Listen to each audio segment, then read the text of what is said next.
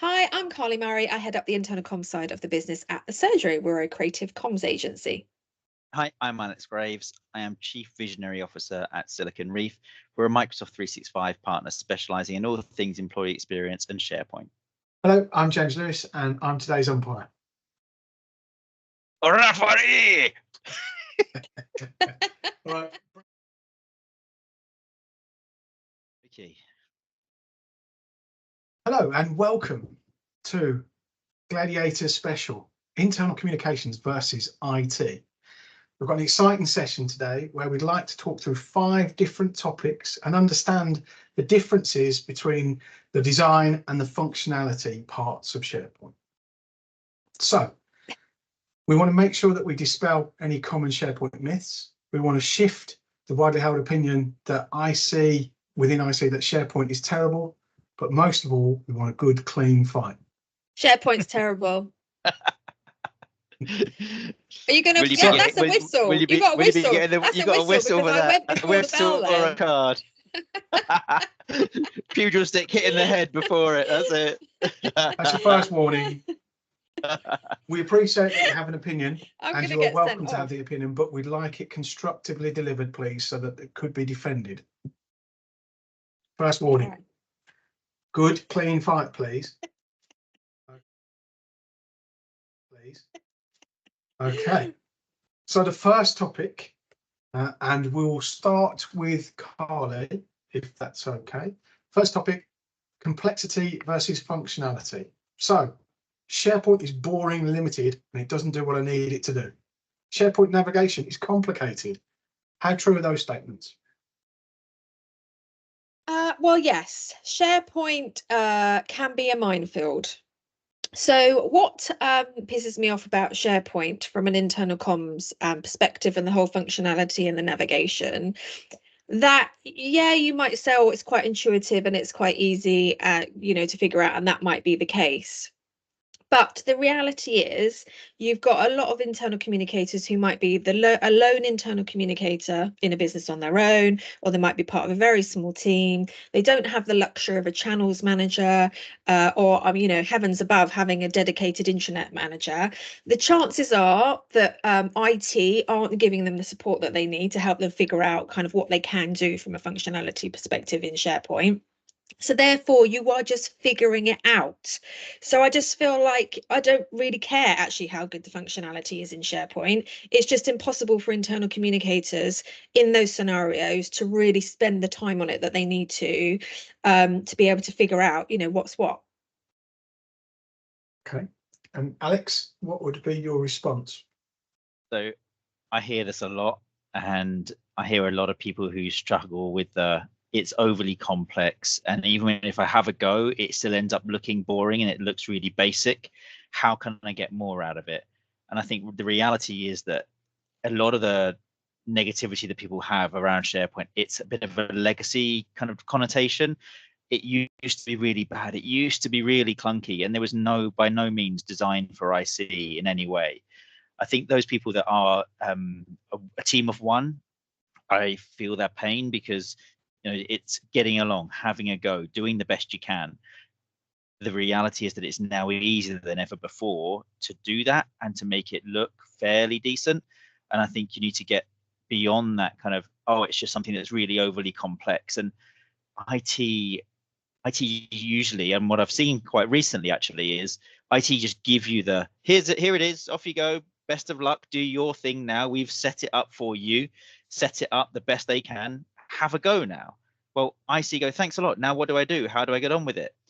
And they just click around and edit, and it still looks like a template, and it still has that boring function to it that makes it look a bit more like Microsoft still. I think just a little bit of that, using imagery cleverly and smartly to lay things out, and changing away from the basic Microsoft template can take you a little bit away from that boring perspective into a bit more engaging and a bit more feature rich in terms of integrating with your other tools as well. But you still got to have that resource though, Alex. So come on, lay your cards on the table. You've got a SharePoint intranet. Do you need at least a channels manager who's perhaps looking after that SharePoint intranet with other channels, or a dedicated intranet manager? I think the more modern intranet approach is actually to have somebody who's able to create that core corporate news. So again, I use the word corporate because it's not necessarily 1,000-person organizations. It could be 100-people organization, and you just want one person creating news. And I've seen organizations where the marketing person is creating internal news. Then you want to be able to make sure that your rest of your organization can also contribute as well. So you don't have to have it all on one person to be able to do content. What we can do in modern SharePoint now is you can take content from marketing, finance, HR. They can all be creating their content in their own individual areas for their audience, the marketing audience, the HR audience, and then you share it up to the top organization. So it becomes a bit more of a transparent view across what's going across the whole business rather than such siloed information. But then you've also got the channels manager or the internal comms person. They are responsible for that kind of corporate messaging, internal messaging. So it does need one person to create that corporate, but don't forget other people can also contribute as well. Introducing our next gladiator, called the Beast. The Beast is the most commonly used name I've heard for an intranet, right? So don't give me all this, oh yeah, other people can take control and they can do their own bits, right? What happens is before you know it, you've got this sprawling intranet, which everybody in the business then ends up calling the Beast. And they'll do anything to stop themselves having to go there to find anything because it's got too out of control. So Beast needs taming. Beast needs to be put in some rules, some regulations, some guidelines. The beast happens because it gets out of control and there's no guidelines. Before you do anything with your intranet, understand who the content creators are, what the parameters are, and who creates what type of content, and make sure that beast has parameters in which to work. Otherwise, you will find that sprawl will happen. It will really get out of control. There are some features in SharePoint, and again, I'll come back to the functionality point, that help you control who can do what. But that's when the beast can happen, when there's so many people doing things that they shouldn't be doing. Having that tame, controlled beast is okay because you want it to be refreshed, renewed. And much like the guy called Wolf behind the referee there, he could be the beast. He often got out of control and he had to be put back in his place. That's what rules and regulations are there for. That's why you have the referee. One thing that I've seen work well is including IC people in your governance committee, because then they can actually get not just IT making the rules. You've also got IC helping to define who can do what. And that way you can create a bit more of a champions and controlled network. And then the beast goes back in his cage, and then occasionally, put him back in his line, put him back in the parameters. Okay, I'm going to call on this first subject because we've slightly breached into some other areas, so we'll come back and cover some of those points off. I think if I was to summarise, well, first of all, I'll say that Carly, you're the winner of that round. Woohoo! IT community ready. SharePoint and IT are very, very capable, but actually, I think the onus of responsibility on educating and assisting our colleagues in IC is the key point here. That it can fix all of those problems. It doesn't have to be that, but that experience that IC have is real, based on the fact that we're not doing enough to listen and help. So that's why the point has been awarded to IC.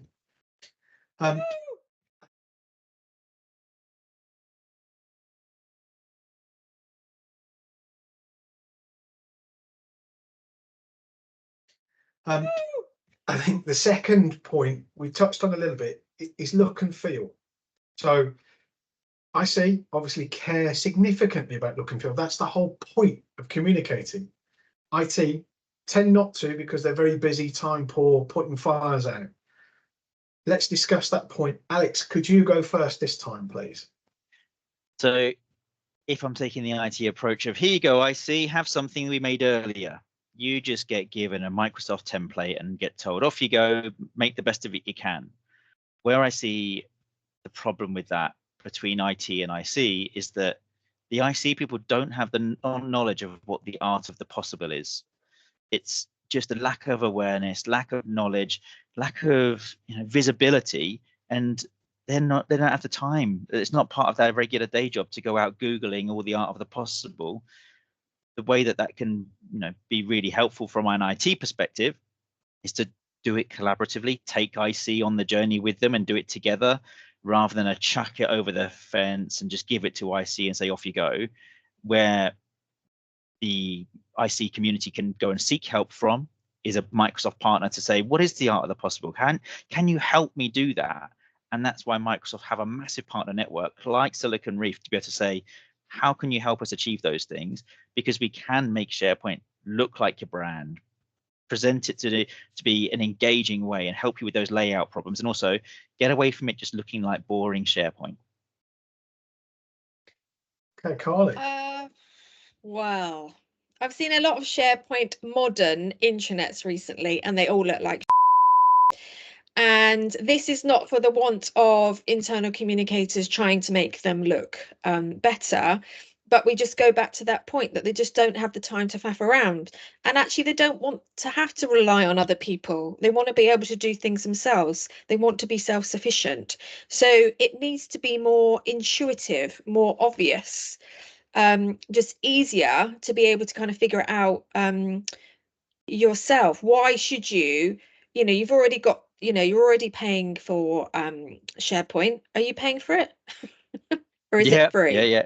It'd be a license. See, in your license. you're paying for it, and then why do you want to then have to pay for somebody else to come in and make it look good? That's just ridiculous. Your expertise is not in the tooling. This is where your relationship with IT, your relationship with an external partner to come in and do it. The same as if you wanted to make decorate your house. You want to decorate your house, you have a go yourself, it'll look okay. If you want to go and get an expert job, a really good job, you bring in the decorators, you get someone in to do it. It's the same that should happen, in organizations that want to take it to that next level. If you want to make it look pretty average, you've got the capabilities to do it yourself, give it a go. Your license fee is there to have all those art of the possible there ready to make it happen. As I said, you've got these templates that Microsoft provides you. They're okay for the basic entry level, but like you said, they often end up looking. How can you take it up a few steps? Bring in the external decorators, get those third parties in to make it, advise you, guide you. IT, they aren't necessarily experts either in user experience design, user interface design, web design, or IC. They don't get it. They don't always get it, but they can go and support you in finding the right people to find that. Make a recommendation. Go out and speak to these people. Bring them in. We'll help you along that journey and make it possible to take it to the art of the possible and beyond. Does it matter if it looks anyway? Because the reality is, as an internal communicator, you've got bigger things to worry about, bigger fish to fry. You're worrying about how you can connect people to what's going on in the business, make sense of all the chaos, link people to strategy and purpose and vision and values. As long as you have got, I guess, a good structure, so you're getting those that news out there, and that people can find what they want when they want it. Actually, does it matter that it looks? Yeah, it does matter, because I think, as with anything nowadays, if you're looking at it and consuming something, you want to feel engaged in it. Otherwise, you get to the point and you go, oh, look, that's awful. I can't digest it. TLDR, too long, didn't read. I'm just going to go off and do something else. Having it look good with mixed media, and again, it doesn't have to just be copy. You can be thinking about video integration, images, podcast integration, all these sorts of things that drive higher engagement. So yeah, it matters. It should matter to everybody that the content represents who your organization are, and your brand is a part of that. And in a hybrid world now, where everybody's on their devices or at home and you're not physically going in and seeing people in an office environment, it really matters now more than ever. Okay, I'm going to call time. You've both made some really salient, valid points. The one question I would ask of both factions is, are we spending enough time understanding each other? It feels like communication is the challenge, and actually together we could do an awful lot more. But in terms of who wins this round, It's a very close thing, but I think I'm going to go with the IC community again on this one for the same reasons as the first point. That actually really controversial. I would have given that to Alex. Well, and on the basis that actually we can make SharePoint look good, we can work together. And the point that you made that really swung me was that there isn't anybody out there in IC that doesn't want it to look good and isn't trying to do that. They want to be self-sufficient. Now, I accept that you can't do everything yourself. Sometimes you do need to get Kelly Hopper in to do your home, but actually IT need to work harder. Extra providers like ourselves need to work harder to help you understand what's possible, because once you've understood that, you'll be off and running. So that's why I think, again, the shortfall is on us, not on the IC community on that point. So that's 2-0 to IC. I'll take it. Woo! Better up your game, Alex. This is going to be a tough eliminator. God, you're already 2 seconds ahead. 2 seconds ahead. Or yeah. I can't wait to see you face plant on the travelator at the end.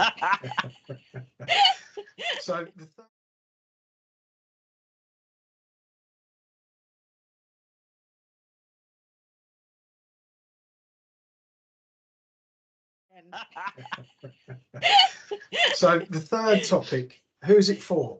So SharePoint isn't designed for internal comms. You have to be an expert to use it properly. And SharePoint is only for desk-based workers. Carly, you to go first. Well, I got a few points on this one. So, oh God, so much on this one. So what even is SharePoint? Right, is my starting point there. You know, I would call it a SharePoint intranet, but other people say it's a document library. So therefore, you're confusing people from the get-go. And then what's happened since then is you've got now this whole Viva thing. So you've got Viva Connections, and Viva Engage is the only one I get because that used to be Yammer, and that makes sense to me. You've got Viva Amplify. Now you've even got this Copilot thing. So it's just like, what even is all of this stuff? You have completely lost me, and I'm sure you've lost others. And then now it makes the gap between kind of IT and what they can offer in terms of, you know, what is everything and, you know, how do you use it? That gap between internal comms and IC's got even wider because there's so much other stuff that you're supposed to be able to get your head around. And actually, I'll save my point about mobile workforce. I'll let you answer that one first. So I'm worried here. I'm already 2-0 down, and this is the round that I knew I'd be in trouble on, because I think it's been wholly non-IC focused for as long as SharePoint has ever been around. And the only saving grace that I've got in this round is the fact that Viva has been around now for 3 years, and only in the last 18 months, Microsoft have done a bit of a pivot, and they've introduced this concept of employee experience, which obviously encompasses IT, IC, and HR. You need all three of them working together to make an effective employee experience portal for employee experience for your end user audience, whether they are frontline workers or office-based workers. Now, let's try and just do a little bit of tidying up on, you said, what even is SharePoint? Right. We've got a round later on, which again, I'll try and cover that off a little bit later on in more depth, perhaps, but think of it as your Swiss Army knife. You pull it out when you need to remove something like a bottle from a cork, or when you need to get that thing that you need to go and remove dirt from a horse's shoes. Like you never know when you need it, but it's always there. But it's your multi-tool. SharePoint is a multi-tool. It's a document management storage. It's also your intranet. It can be a portal for your representing your HR, your finance, and your front window for all those different things. Then Viva Connections comes in, right? So Viva Connections, this is the game changer in the last 3 years. The employee experience lens that pulls in your SharePoint kind of boring experience that it used to be. Yeah, it was boring. Yeah, it was clunky. Yeah, it was horrible. Viva Connections, which is part of a Viva suite of offering, which is included in your Microsoft license already if you've got SharePoint, that's really your gateway. Think of it as your gateway to enabling your intranet available through Teams. It's still SharePoint underneath the hood. So you open it all up, SharePoint sits underneath it. But Viva Connections is pulling in your intranet into Teams. Now, why is that a good thing? Well, because it's where your people are working. In the last 3 to 5 years, people are working in Microsoft Teams all day, every day. Documents, yeah, they're stored in SharePoint because you view it through Teams. Your intranet, yeah, it's on SharePoint. It doesn't matter. You view it through Teams. So SharePoint and Viva Connections, don't worry about what it's called. From an IT perspective, this is where IT can help you in bringing that content to your audience where they work. So Viva Connections and SharePoint, don't worry about what they're called or what they're there for. This is where IT and comms need to have that relationship to say, how can we pull that stuff where people will work using Viva Connections and SharePoint as the front end portal? I'm still confused, but thank you for the explanation. You had a point about mobile workers. My point about mobile workers is, considering I'm confused after that explanation, because there's all these different parts, right? There's SharePoint, there's Viva Connections, there's Copilot. You didn't even try and explain Copilot. I'm not going there yet. So, and then what you're saying is, oh, look, potentially SharePoint could work for a mobile kind of frontline workforce. I do not believe that in the slightest. I think you're much better off going for, if you've got a mobile workforce, going for a dedicated mobile first employee engagement app, because you've got to pay for the Microsoft license for thousands of employees, and then they get given all these access to all these things, connections, engage, amplify, all this stuff, but they don't need that. They only need certain things, but then you've lost that audience already. So no to mobile workforce and SharePoint. Okay, so let's unpack it a bit further. So Viva Connections, think of that as an app that's visible through Teams. Teams can be your mobile workforce app. You don't need a third-party application, a dedicated mobile third-party application. Teams can be your app for your desk workers, your deskless workers, your frontline workers. It can be all accessed through Teams. Viva Connections is just an app that pulls through your intranet. Your intranet sits on SharePoint. So can you use Viva Connections and for your frontline workers? Yes, you can.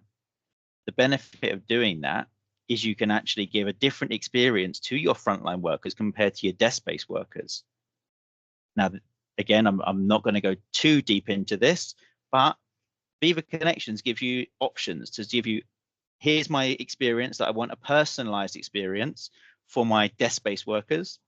My frontline workers, they have something, they can see a different set of dashboards, a different set of widgets, a different set of news content, all through Teams on their mobile device or on their desktop device. So can Teams be used as the portal for your app, for your gateway for frontline workers? Absolutely it can.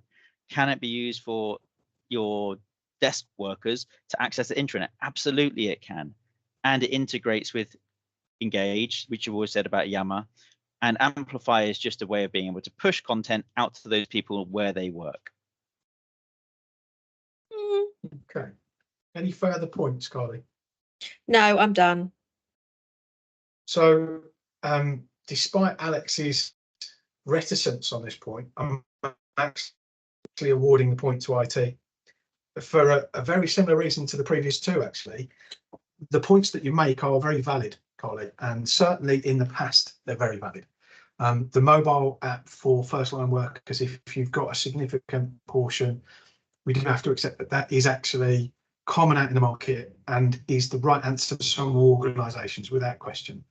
However, SharePoint gives you the ability to have a fully integrated experience. It brings in document management systems. So the way that everybody's working day to day, it ties into Teams. It ties into the whole employee experience world of Viva. So actually, it's the most integrated and most prevalent platform out there. So to rule it out on the basis that we don't understand it enough yet, the help need to lean in and understand, because actually through doing so, they will get access to significantly more capability inside the realms of IT's understanding. So 2-1 to IC. Boo! You would have got a boo from the audience on that one, definitely. Steady, steady.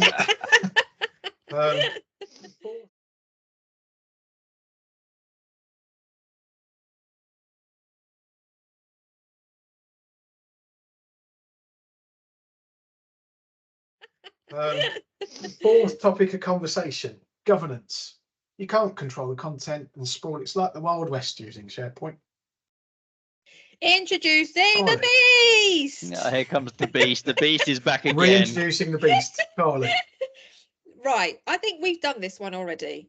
The reality is it all sounds very good. Yes, as an internal communicator, what you can do is you can set templates up for the rest of the business, and you could introduce the G word, governance, which I hate, and everybody can take control of their own content. But then before you know it, you have a beast of an intranet. It doesn't work. Unless, again, unless you've got that time and that resource to be really on it with kind of, different owners across the business. So no, just no. Okay, Alex? so the beast is back out again. So the beast again, it's created through lack of control. This is again where IT need to have either the bandwidth to go and work with the community, that is the site owners who create content all the time, create that sprawl, or you need to go and get an external party to say, how can you help us control this? There are plenty of tools out there in the marketplace that you can go and get, which help you understand your landscape. And they can put in things like automation to say, oh, you've created a site, there's no longer an owner of that site because they've left the organization. That's an element of governance, because sometimes governance isn't always about sprawl either. So as much as the beast is about sprawl, I think governance can also encompass content that's left behind, because that's just legacy content that gets forgotten about but still surfaces in search results and confuses people even though it's like 3 or 4 years old. Governance can encompass not just the sprawl, but it's also that legacy content. And again, this is where IT needs to have a bit of a helping hand, because you can do things about setting policies in place that do that refresh to say, actually, this is a piece of content that's really important. You can flag it to say, we need to review this every 12, 18 months for its relevance in the business anymore, or maybe an update that needs to be made. So there are things that you can go and do to flag to say, actually, send a notification to this group of people to say, we need to review this content, make that happen. And again, the governance committee, I think it needs to have an IC person representing it. It can't just be IT on their own going, turn this on, delete that, turn that But off. I think it's not. It's never IT on their own. I think it's always IC on their own. I think that's the problem. Well, you solve the problem then. Bring IT, IC together. Why is that not something that can be done? No, it can be. No, I agree. I also Any further just points on on the governance? yeah, I have another piece here, because I think another thing that should be factored in here is often IT need to help comms understand new things that are coming out from Microsoft that will help them do their job. So I speak to a lot of people in comms about their channels and about how they're sending things out on channels. And you even raised it in the last round about, what is this Viva Amplify? What is this Copilot thing? That's governance as far as I'm concerned. It's parameters, it's guidelines, it's information that helps people do their job in an effective way.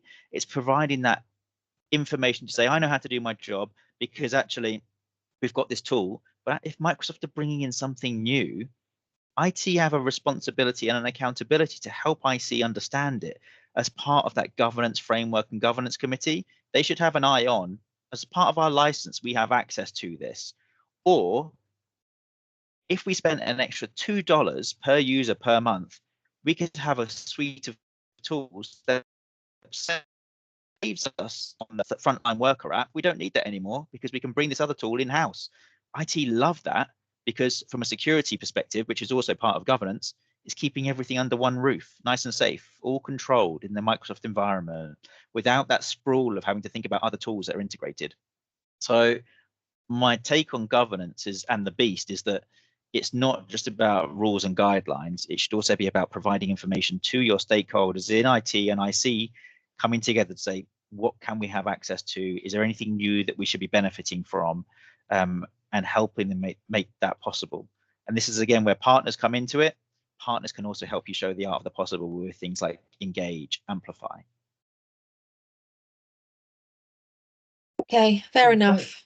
I think you got me on that one. Well, I was going to say, I think it's a fairly simple win for IT to take us the tool. I think the thing that swung me most was that actually governance is everybody's responsibility. Everybody should care about governance. The things that we communicate, it's really important that the context is right and the ability to pull everything together, but then now how long it lives, have a purpose for it. That's all governance, and we can't step away from that ever, not in a world where everything's becoming more visual and the information is prevalent everywhere. We need to make sure that what we're putting out is good. So that is really, you know, the future of IC. So I'm afraid to all. So we move into the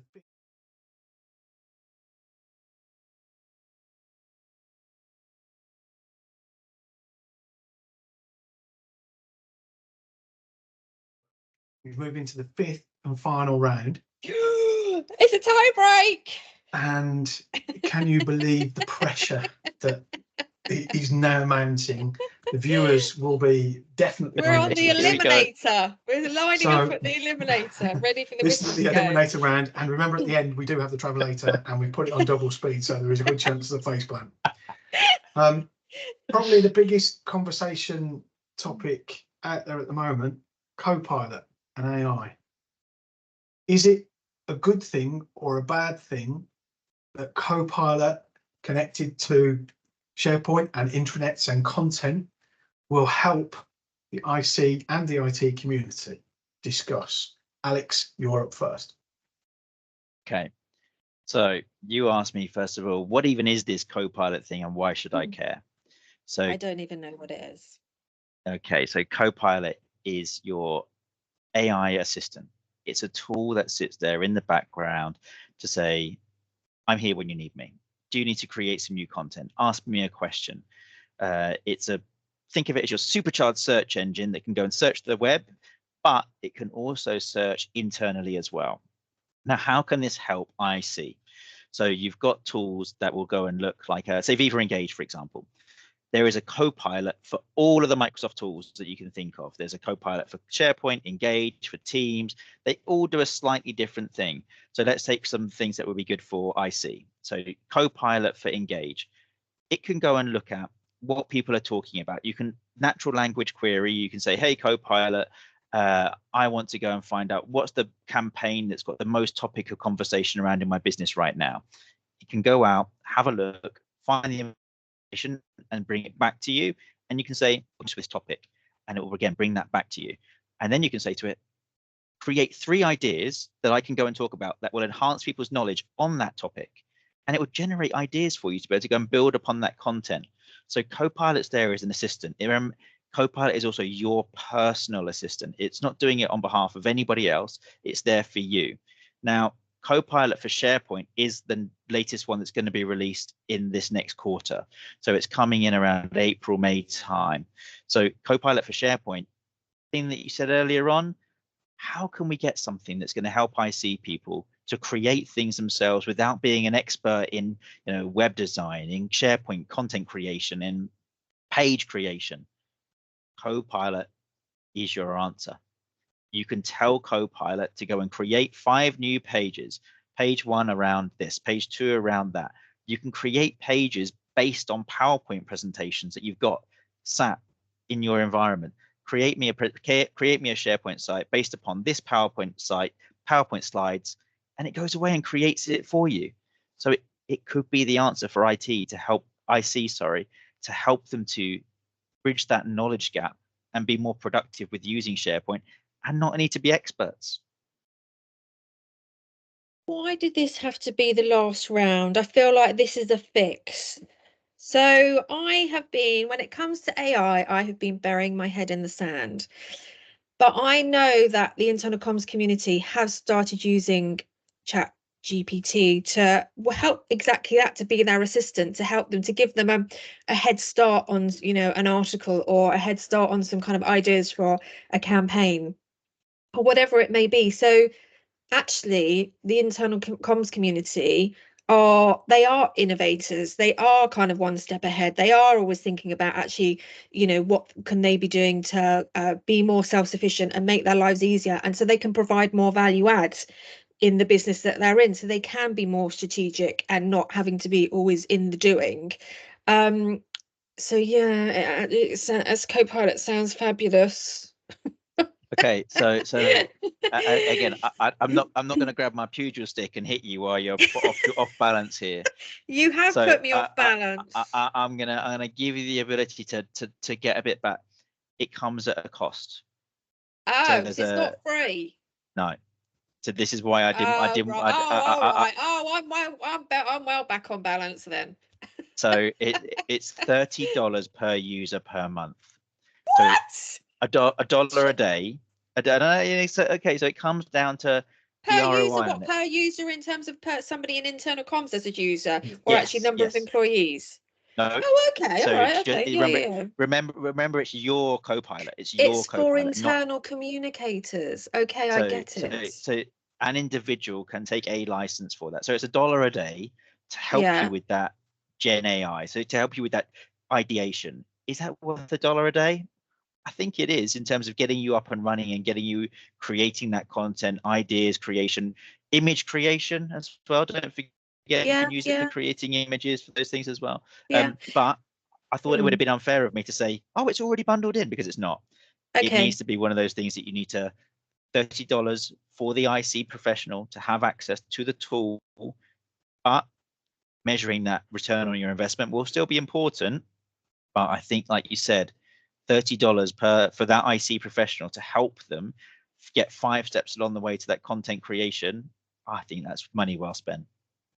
And does it replace your need to have to use Chat GPT, or actually is there limit? So can I chuck in some content that I want to draw some themes out of, and it'll do that for me, or actually would I still have to use Chat GPT for something like that?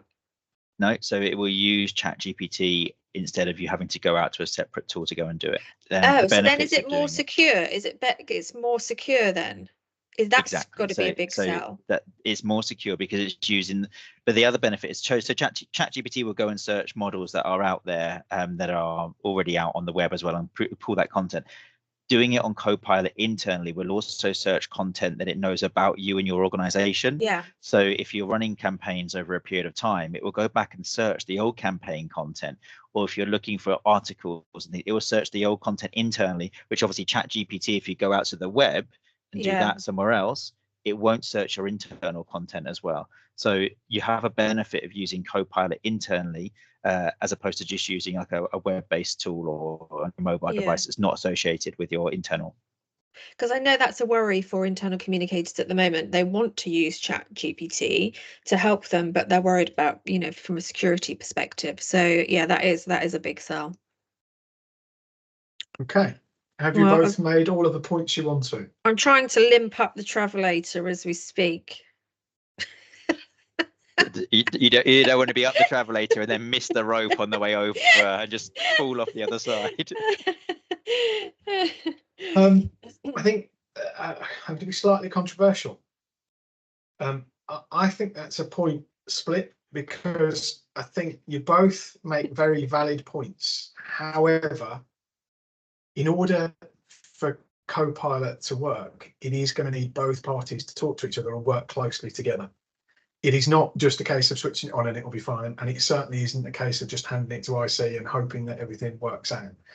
Actually, we've got to work out the use case, we've got to put the parameters in, we've got to help each other understand this incredibly powerful technology, because it takes a lot of responsibility to ensure that when we do put it out, that it does good and it actually augments what IC are trying to do, not get in the way, not bring back negative results. It needs to be trained. So I believe that actually, to be fair, that should be split between the two. So we have a draw. Ooh, a draw! Yeah! Well done.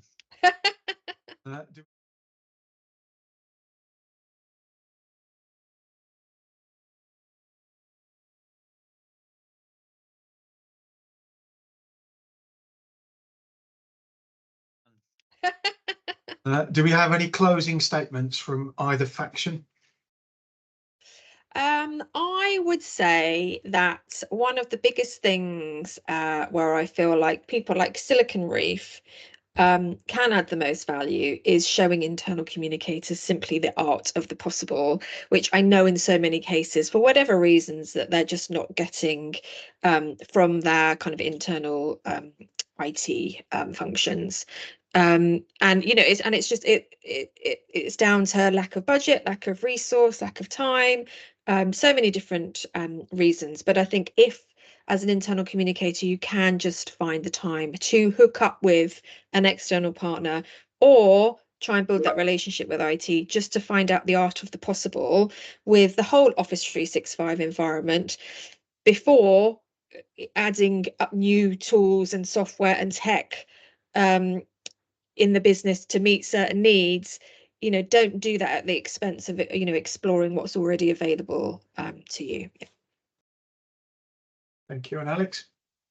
Yeah, I think similar to Carly, I think we have the benefit of understanding how all the tools work. And that's why Silicon Reef love to work with the surgery, because the surgery do everything to do with IC. They understand the people, they understand the needs, they understand all of the pain points that IC feel, and we can work together to understand how we can actually come together to deliver the art of the possible solutions. The Microsoft platform is great for doing all of the engagement piece. It doesn't have to look like boring SharePoint, everybody. It really doesn't. And you've got so many new tools that Microsoft have put such a different lens on IC now. They actually care about IC as an audience now. Never in the past have they done that until 2023 was last year when they first started to do that. And I have a goal for 2024 to help all IC people understand how to get the most out of the Microsoft 365 tools. Working with the surgery, they're exactly the right partner that you can work with as well, to make sure that you can get everything reviewed, understood, and the art of the possible played out. Brilliant. Well, thank you both very much for your time, and thank you for an almost clean fight. I've been James Lewis. This has another been one bites the Gladiators. dust. Yeah. Another one bites the dust. Another one bites the dust.